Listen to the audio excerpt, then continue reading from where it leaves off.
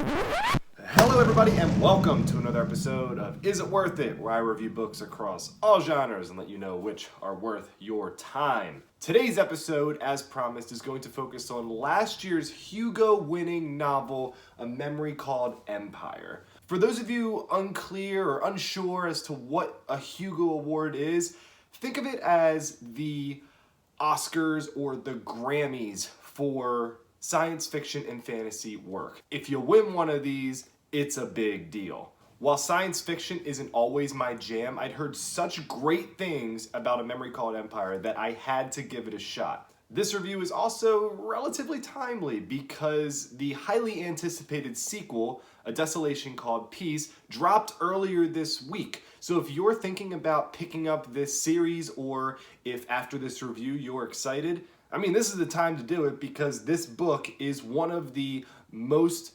wanted reads of 2021. As mentioned, A Memory Called Empire is a science fiction space opera that centers on our protagonist, Mahit Dzmare, a Lascelles Station ambassador sent to the Teixcalaanli Empire to basically figure out what happened to her predecessor, who Lascelles has not had any communication with for months. I just threw a lot of names at you, and that's basically how we feel when we start this novel. It's one of my favorite things about it.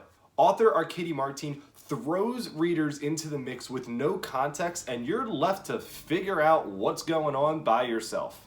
We are thrown into a wave of new terms, names, devices in the very first chapter, the very first paragraph, with no context at all. For some people, this style is annoying, but Martin makes it work by setting us up with a well-structured protagonist that develops as the story progresses, allowing Martin to drop little informative tidbits throughout the story via character development that don't feel forced. It's a really smart way for an author to feed its reader the necessary information without unintelligible or unnecessary info dumps. Kudos to Martin. Now, as for the plot, flat out awesome. If you're a fan of science fiction, even casually like myself, you're gonna like this story. A space murder mystery with political intrigue and deceit rooted at its core, yeah, sign me up. That's really cool stuff. That's a really interesting take on a couple of different genres. No wonder this book receives such critical acclaim, especially when we look at it from that perspective. And as far as the plot goes, there's some really cool devices used that make this world so unique, namely the Imago machine, which is basically this super small device that's implanted into your head that gives you the memory of somebody who's passed away, and it merges with your person to kind of give you the advantages and disadvantages that would come with someone else being in your mind all the time. It's a really cool plotting device that also raises some really cool questions that I'm going to get to in a little bit. As far as the pacing for A Memory Called Empire goes, superb. Clocking in at just under 500 pages and 21 chapters, this baby moves, especially when we consider how much world building and information is done in this story. It's fast. It's very fast, but it never feels overwhelming, which is certainly a relief when we talk about these huge space opera type narratives that sometimes try to do too much at once.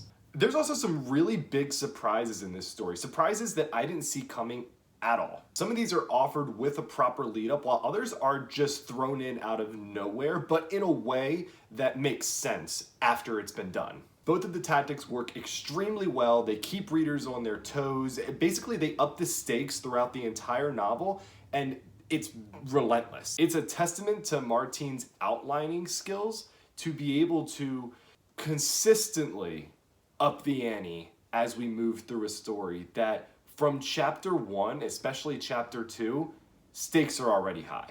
Now, when considering why this novel won a Hugo Award, I was a little confused at first, mainly because there's no real emphasis on the themes explored, at least not particularly well. There's not necessarily a beautifully written story here, but the way that Martin is able to explain things that other writers would probably not even be able to do is beyond impressive. There's a specific chapter toward the climax of the story that as I was reading it, I kept asking myself, how is she doing this? How is she writing this in a way that I understand everything that's going on, when if this was my book, I'd have no idea how to convey that specific information. It certainly serves as one of the reasons why this book won, I'm sure. But additionally, it also does offer a really unique take on what memories are and how we deal with them in both past and present situations. In some ways, it's a commentary on how the human mind is built, how it works, and what is required for the human body to operate effectively. There's some ethical boundaries explored that hit on how one day we might try to exploit on memories, or how we've already done so when we talk about past events in our country or our world's history. Another thing I really liked about A Memory Called Empire that I've struggled with some of the recent novels I've read is the secondary characters. Both the good guys and the villains are really well developed here. They're really relatable, they're likable in a lot of ways. I found myself rooting for and against a wide range of characters here. This is certainly a testament to Martine's abilities as a writer, considering this is a third-person limited novel told from one singular perspective. That's a job well done. There's no doubt that A Memory Called Empire is a mesmerizing debut worthy of winning the Hugo Award, but it's not perfect, and some of the negatives are going to turn certain readers away. For instance, Mahit, our protagonist, asks herself a lot of questions. I found that I do this in my own writing, and for some readers, it's really annoying. I mean, when I'm saying a lot of questions, it's a lot of questions. There's full chapters almost where she's second guessing herself or trying to work out a specific problem or situation, and she's doing so by asking herself a lot of what ifs. This was so apparent that it brought my own issues as a writer to light. That's how apparent it is. So if this is a turnoff for you, not sure I'd recommend A Memory Called Empire. It's just gonna piss you off. It also took me a little while to truly fall in love with the story. Granted, by the end, I was in love with the world that Martine builds in A Memory Called Empire.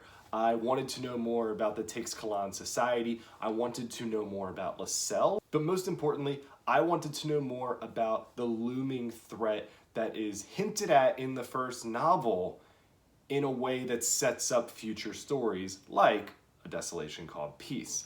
But it took a while to get me there. Part of this might be because we are thrown right into the mix, which I did appreciate when looking back on the novel, but it's not going to immerse you by page 10. You're still trying to figure out what's going on. You might not even be immersed by page 50, which might be a little bit too long for some people. I personally didn't find myself dying to get back into this book when I was forced to set it down until like page 150. So if that's too long for you, again, maybe double check some other reviews to see if this book is really worth it for you. I touched on this a little bit earlier when I was speaking to why this novel won the Hugo, and for me, one of the negatives was how the themes, contemporary themes highlighted in the story, were forced. These themes are never really explored in great detail. I feel like they were just added in because the editor or the agent or somebody told Martine, hey, we gotta do some contemporary shit here. Okay, let's throw these elements in. If you're gonna do that, introduce them before page 300. I totally understand appeasing modern audiences, but you gotta throw some hints in there before we are well immersed into other elements of the story. It was just a distraction. We might see this explored more in future novels, but as of right now, it just felt like a little much, and I could have done without it, or I could have done with it explored a lot more thoroughly. Another thing I touched on was how the novel consistently raises the stakes, which ended up being both a blessing and a curse. It got me through this novel at lightning speed once I hit that 150-ish page mark, but it made the climax feel a little bit anticlimactic, at least from an action standpoint. It's certainly not bad. Actually, on the contrary, it's a very good finish to a novel. especially a first novel in what is projected to be a larger series. It's satisfying plot-wise and provides an openness for future stories, but because of the fast-paced nature of the earlier parts of the novel, it's underwhelming. Again, not bad, but given how good the build-up is, you expect to be wowed, and I was just content. Audible check-in time. The narrator for A Memory Called Empire is outstanding. This woman does a wonderful job of blending both human and robotic elements into her voice acting. This makes it a very engaging and interesting listen. Her style is unique, and because of that, we really feel like this space opera might be happening sometime in the future. And I would highly recommend the Audible version of this book to anybody who commutes, goes to the gym, whatever the case may be. So, is A Memory Called Empire worth it? For fans of the science fiction genre, absolutely. Even casual fans, as I said before.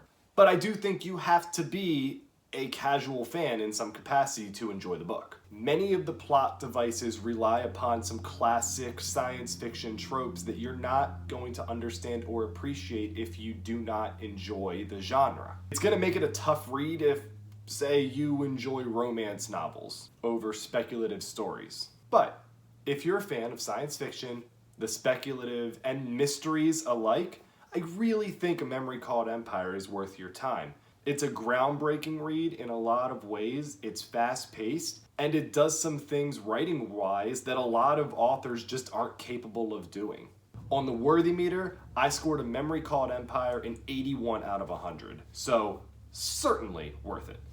Thanks again for tuning in to this week's episode of Is It Worth It? You can get your copy of A Memory Called Empire and the new sequel, A Desolation Called Peace, anywhere where books are sold. Next week, we're taking a look at one of February's biggest science fiction / thriller hits, a highly anticipated release for Q1 of the 2021 year. I'm talking The Echo Wife on next week's episode of Is It Worth It? So come join me.